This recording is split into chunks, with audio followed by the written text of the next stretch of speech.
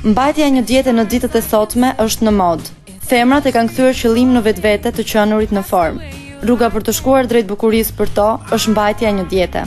Kjo është rruga më e shkurtër dhe më e shpejtë, por jo domosdoshmërisht më e shëndetshmja. Pa marrë parasysh sakrificat, femra në mosha të ndryshme eksperimentojnë një shumëllojshmëri dietash. Jam Mentri, 22 vjeç, studente. Kujdesim gjithmonë për linjat e mia, që të jem sa më moderne, të më rri rroba sa më mirë, duhet të jem në formën time më të mirë të mundshme. Për këtë unë frekuentoj palestrën, gjithashtu nuk e teproj me ushqimet, duke eliminuar këto pijet me gaz, ushqimet e fast foodeve, edhe përpiqem të mos bëj jetë sedentare, përpiqem të lëviz sa më shpesh, madje edhe vrapin e praktikoj. Jo gjithmonë fatkeqësisht, sepse koha nuk ma lejon këtë gjë. Moshat e rritura tregojnë më të logjikshme dhe mundohen të mos bien preje teprimeve. Ato anashkalojnë pjesën e të bukurës. Arsyeja që i çojnë të kontrollojnë ushqimet e tyre është për një shëndet sa më të mirë.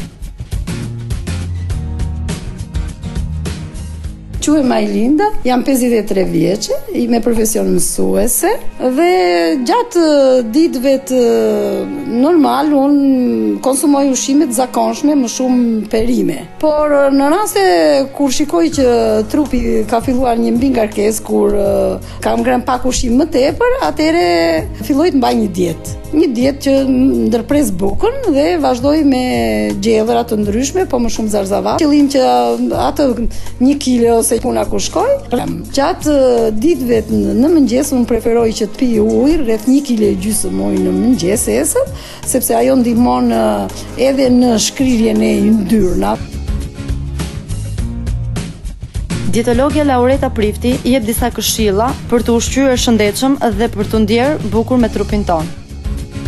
Nuk është problemi se njerëzit mbajnë dietë, por se çfarë diete ato mbajnë. Nëse një dietë është e rekomanduar nga një dietolog profesionist, i cili bën analiza të detajuara për grupin e gjakut, për parametrat e tua, për peshën, për gjatësinë, gjithçka që është tamam profesionale, atëherë mbajtja e një diete e cila është e rekomanduar nuk është problematike.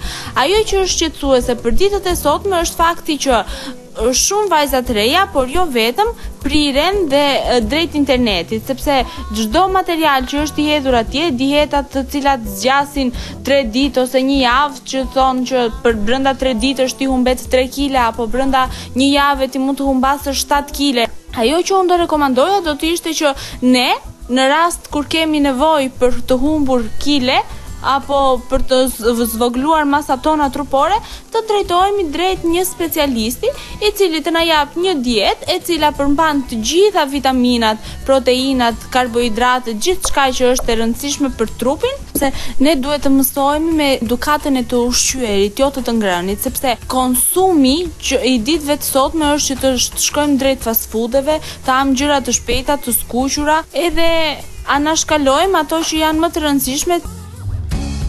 Ka edhe persona që edhe pse kanë disa kile të tepërta, ata ndjehen mirë me trupin e tyre dhe dashurojnë ushqimin.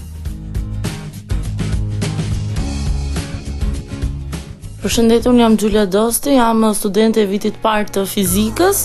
Una personalisht jam shumë kundër, nuk është më pëlqen të mbaj dietat, nuk është se kam një trup për pasarela, po ku tani unë peshoj rreth 70 kg dhe nuk më pëlqen të mbaj dietat, pse Zoti na ka falur një trup dhe është më mirë që ta mirë mbajmë, po jo të bëjmë dieta duke marrë parasysh nga efektet shumë të anësore që kanë këto dieta.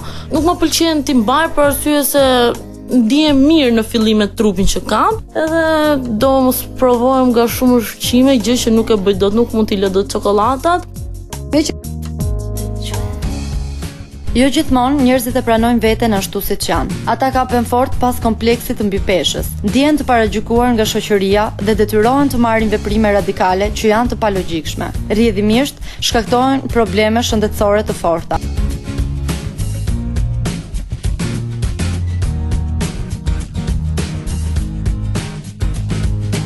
Me disa kile të tepërta apo jo, ne duhet ta duam trupin ton. Ne dukemi të ndryshëm nga përmasa, por kjo nuk përbën diferencën.